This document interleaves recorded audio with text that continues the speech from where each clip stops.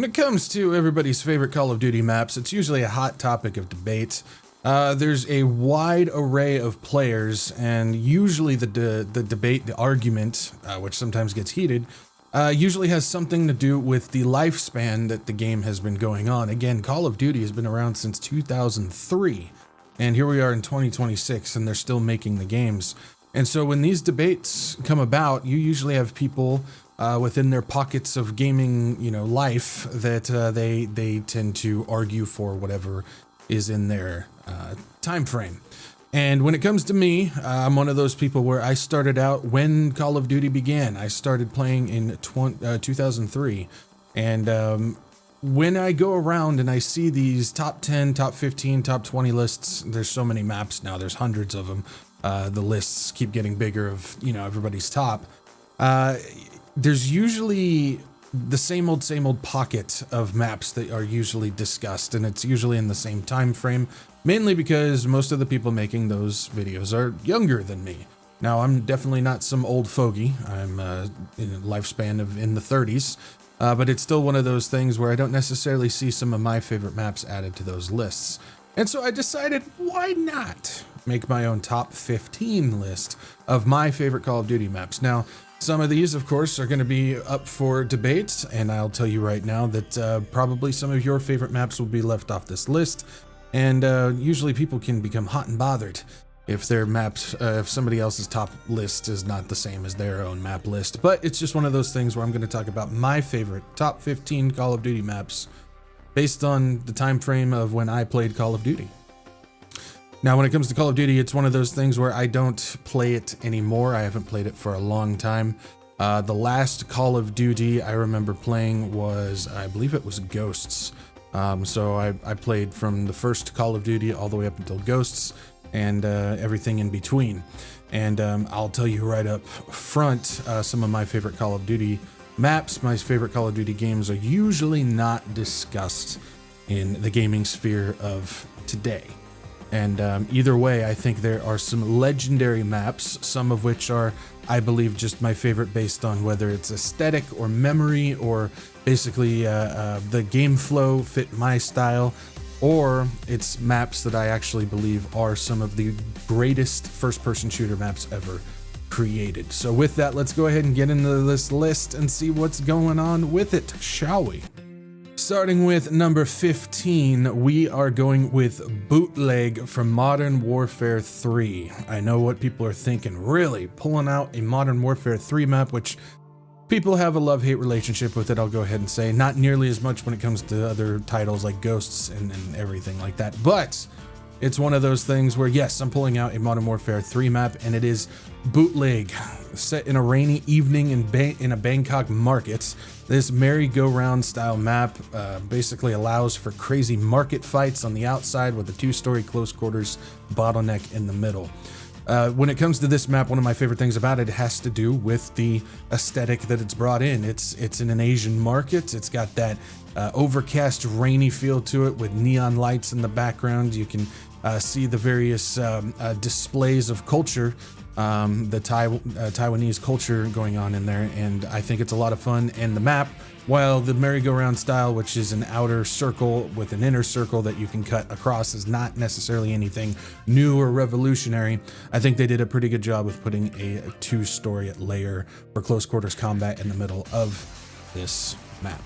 Coming in at number 14, I already know I'm going to cause some disruption. I started out with the Modern Warfare 3 map. We're going to go ahead and go to Tremor from Ghosts. Now, I know Ghosts is a very, very debated title, but I do believe that there are a couple of decent multiplayer maps set in there. And when it comes to Tremor, set in a cratered Austin, Texas, Tremor provided the controversial increased verticality that added to the you either love it or hate it reputation of the Ghosts game. With medium to long, multi-level outside lanes to frantic and confusing inside corridors, this map made players slow down their play style, which many people did not appreciate that because Call of Duty's arcade game style. But for somebody like me, I enjoyed it because it made everybody off their game a little bit. They had to play different than what they're used to, not to mention the inside corridors. Even to this day, after playing many hours on that map, I still could not tell you how all those things interconnected. You just kind of found your way across it, and you found enemies along the way to shoot. Tremor, the aesthetic is great. It has the kind of gimmicky, map rumble feature to it, which I could do without. That doesn't really add anything to it. However, the map, I do believe, brought some great gameplay, and it kind of took everybody off their usual edge and made them play a little different, which I think was very fun to battle with. Coming in at number 13, District, Call of Duty 4 Modern Warfare.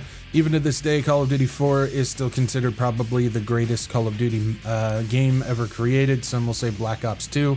I'm one of those people where, well, I'll go ahead and reveal what my top is, but Call of Duty 4, I believe, is in second place with the greatest games. But District is set in a dusty Saudi Arabian town, and it provides a feeling of nostalgia for when Call of Duty was great. And yes, I say was great. Long street line for sniping, combined with several corridor collisions and a multi-layer market that created the perfect grenade pit. District, in my opinion, is a gem of a Call of Duty map, a gem of a first-person map. And while the color palette doesn't really add much, it leaves something to be desired. I do believe the gameplay is fantastic, especially as people battle across the street and into the markets with plenty of close quarters, especially that neon green room that sits there as well. So District is definitely there, just outside of the top 10. Number 12, we have Havana from Black Ops 1. Taking a boat to Cuba, Havana is a map that just misses the top 10. While this map provides a great urban backdrop with a Cuban flair, it just misses being perfect. I have many great memories on this map, especially the many shotgun fights in Castro's Alley. For those who have been there, know exactly what I'm talking about, but it just needed a little bit more. It's one of those maps where I believe that, again, the backdrop is perfect, the aesthetic is perfect, the size of the map is perfect, the flow is great, the cross-street firefights, the back alleys and indoor fights is great.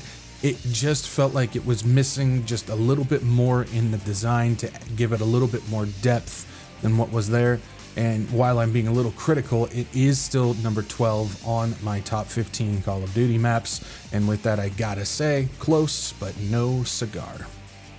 Number 11, going old school, we have Harbor from Call of Duty 1.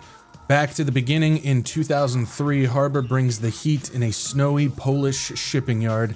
This map was perfect for collision points, whether it's the firefight from the garage bridge into the two-story police building, or dropping grenades down the central ladder to get into that police building. This map established the perfect bottleneck tug of wars that many first-person shooters attempt to do, and Call of Duty has tried to perfect and has kind of lost their way as of recently. So when it comes to my favorite Call of Duty game, I believe is the best one, I go back to actually the original Call of Duty 1. Some people might say that's just because it's nostalgia. While there is some nostalgia there, I do believe that it is the greatest Call of Duty made.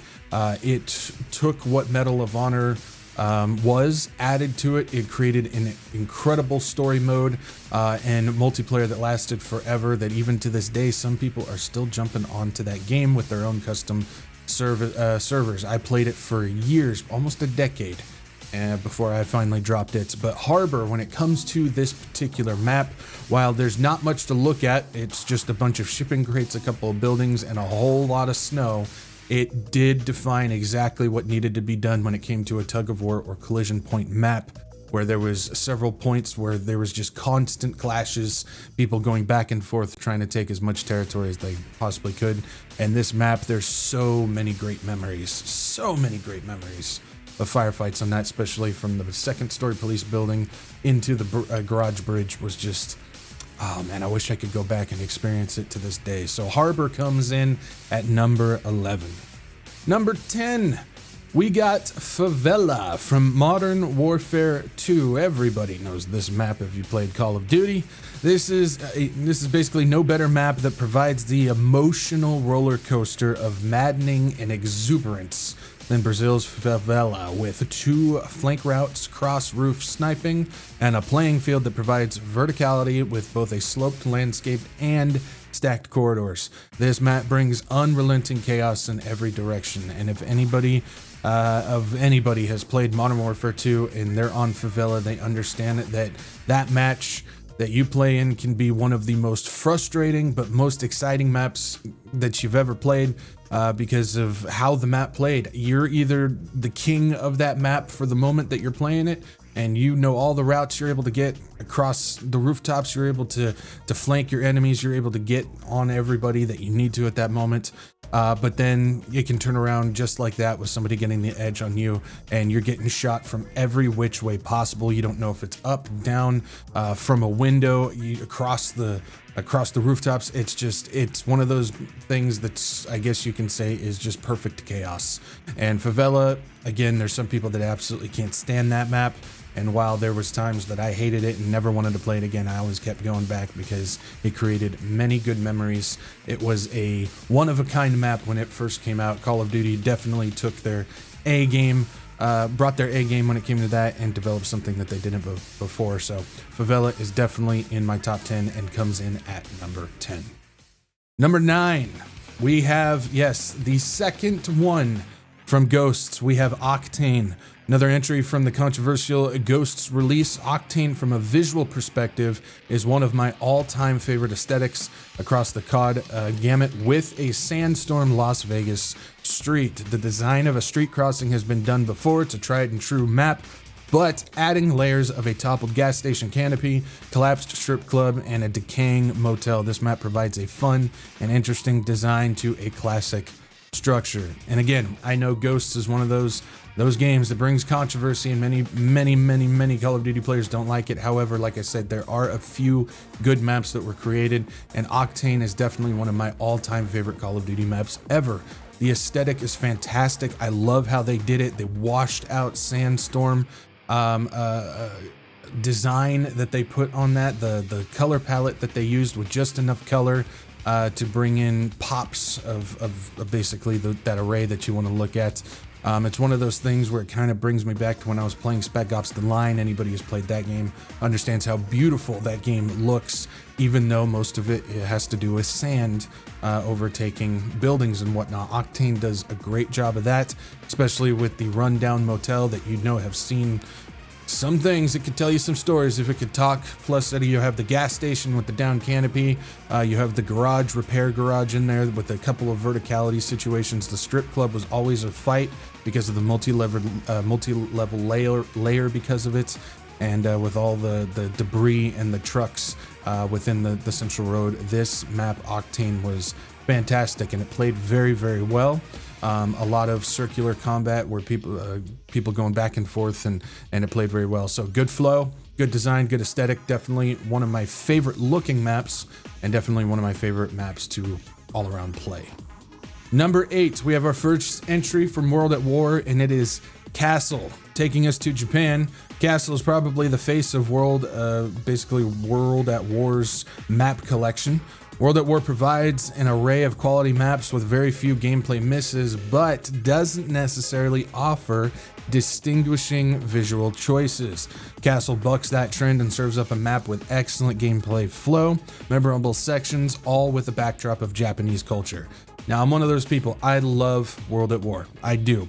I think it's one of the best Call of Duties out there. I believe it has one of the greatest campaigns, probably right behind Call of Duty 1, in my opinion, even though Call of Duty 1 is based on World War II. World at War is still based on World War II. It kind of adds a little bit more depth to it, but it, in my opinion, definitely has one of the best, probably number 2, story modes in there. And I love World at War. The multiplayer is fantastic. The gunplay is great. The maps, for the most part, there's a couple of kind of stinkers in there, but for the most part, all the maps play awesome. They do. However, my biggest thing when it comes to World at War is the map visual aesthetic is lacking. There's nothing distinguishing to the maps. Everything kind of looks the same. It's the washed out color palette. Most of them have to do with metal and wood structures that all look the same. So that's one of my biggest things when it comes to World at War. Even though the gameplay of the maps is great, this needs to add a little bit more visual detail, especially when you're doing things like callouts and whatnot on the map. However, the one map that does stand alone that bucks that trend for World at War is Castle. Everything is distinguished, everything visually appealing. The callouts on the maps are fantastic. You know where everything is at.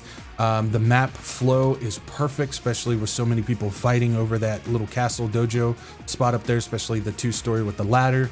That map was fantastic, and so it definitely comes in my top 10, sitting at number 8, Castle from World at War. Number 7. This one was difficult for me, especially since it's so low in the top 10.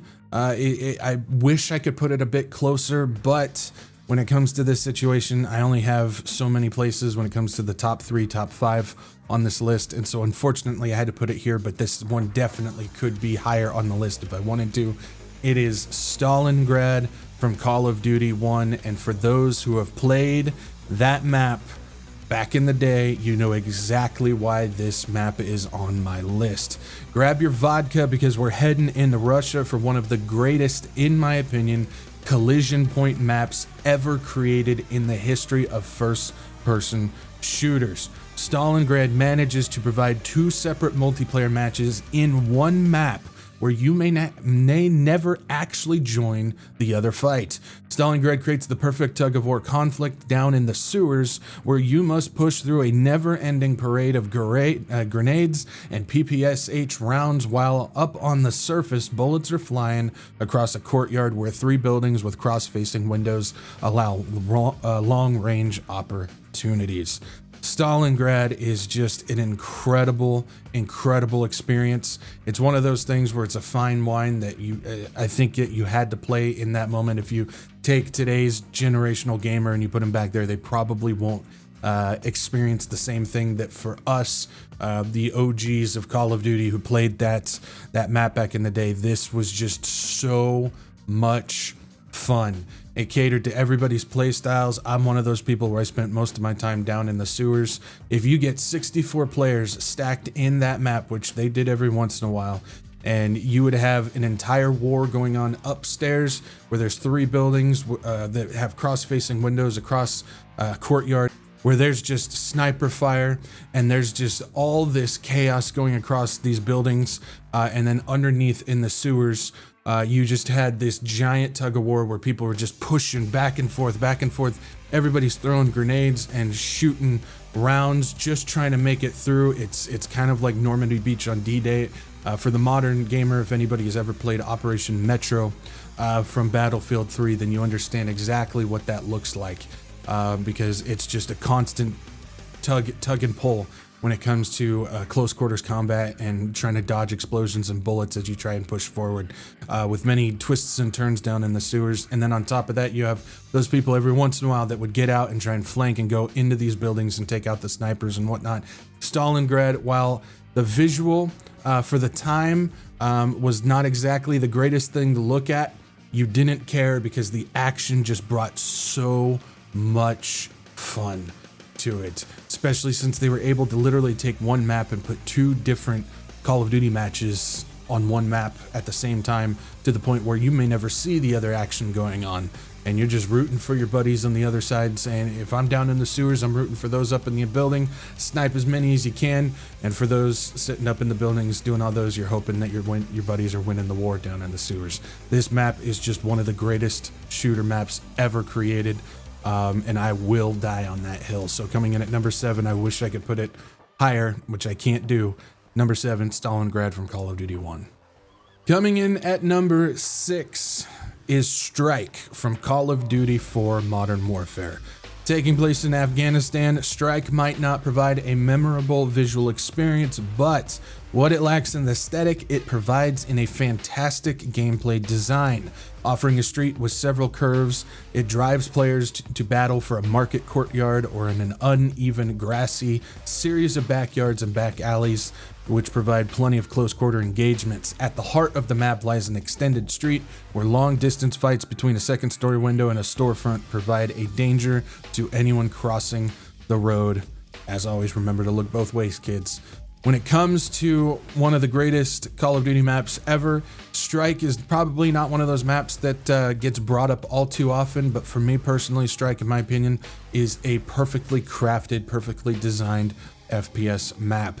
And it takes the street genre and it kind of adds a little bit of flair to it with plenty of curves on that street, even with the long road for sniping and long distance engagements, but those curves add for wonderful side movement in alleyway fights, either between a market where you're trying to get up into that second story window and maybe take out some snipers, or you're going back into the backyards and the side alleys where there's some grass behind some buildings for close quarters fights, so you can try and take over the storefront on the other side. This map, in my opinion, is a perfectly crafted map. I don't think it's nearly as much respect or talked about as much as it should when it comes to the discussion of best Call of Duty maps.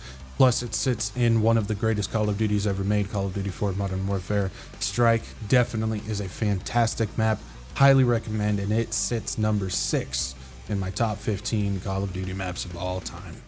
And with that, we get ourselves into our top 5. I already know that there's some of you sitting there chomping at the bit, drooling, waiting for me to bring up a couple of select maps that I already know people are going to expect. I'm just one of those people where I tend to look at things a little bit different and come from a different generation of gaming. So if your top map's not on here, there's nothing I can do about it. However, we are going to start off the top 5 with Skid Row from Modern Warfare 2. The first offering in my top 5 takes us to California for Skid Row. With the backdrop of a worn-down inner-city apartment and marketplace combo, this map offers some of the most chaotically good claustrophobic firefights, with 2 simultaneous tug-of-war fights raging in the same building. One upstairs and one right below it. If the tug-of-war is won, the map is able to shift to a back alley brawl or cross-courtyard structural fight over the top of a rusty playground. Skid Row sits in my top 5 and will remain in my gaming memory bank forever. When it comes to the top 5 Call of Duty maps, Skid Row is one of my all-time favorites. Again, I would probably say this one's a little controversial for a lot of players as well, but for me, the fact that there's 2 separate tug-of-war collision point battles going on, and they literally sit on top of each other. So when it comes to some of the greatest maps ever made, both when it comes to memory and gameplay style, Skid Row is fantastic. Plus, the aesthetic is just superb. They managed to put so much detail, just enough color, plenty of rundown rust to it to make it look authentic for an inner city fight, which is exactly what they're aiming for. Apartment buildings sitting on top of the marketplace. This map is just fantastic. So many memories from Skid Row. I wish I could go back and play it for the first time, like when I opened it up.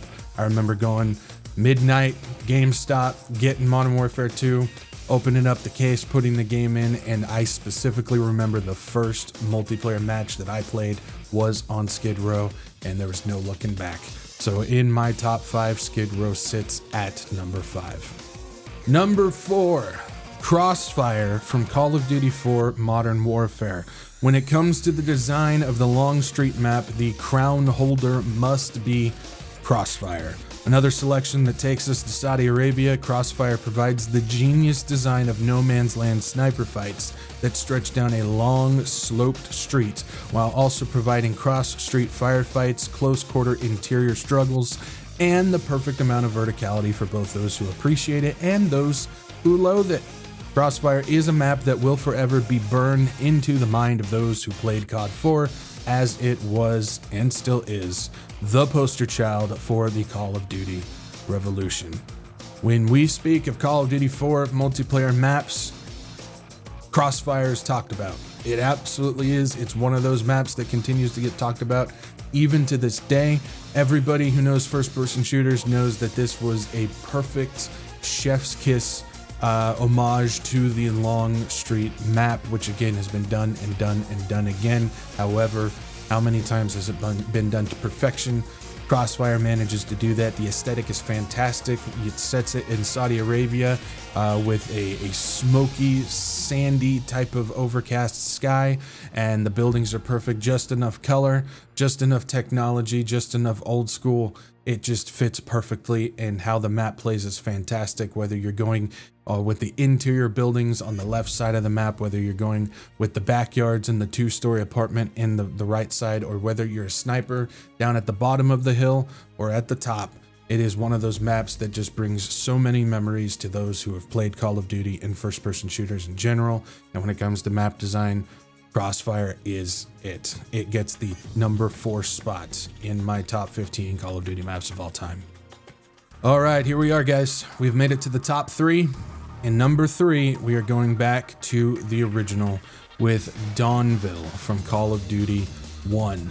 For anybody who's played the OG Call of Duty, Dawnville, as soon as I said that name, should instantly bring back the loading screen. You know that loading screen with the graveyard sitting right there. This map is legendary. And so I chose the ones, when it comes to my top 3 and the top 3 maps, I chose the ones that defined my experience as an FPS player and will forever be some of my sweetest gaming memories. And that requires none other than Dawnville.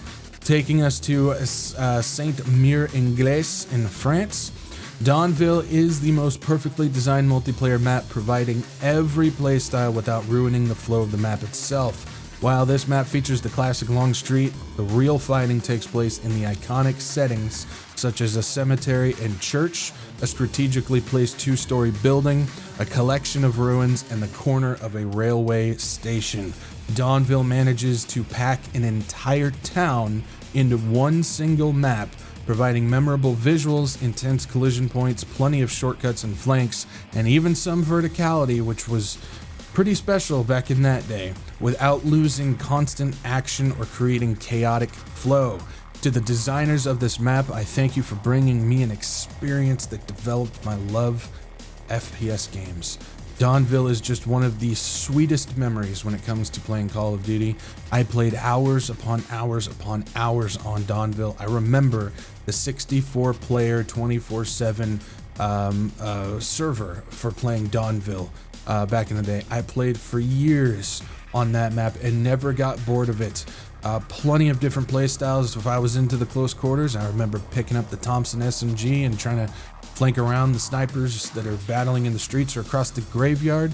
Or if I wanted to play long range, I'd grab the Kar 98K and start trying to shoot people from the streets, from the ruins and the church.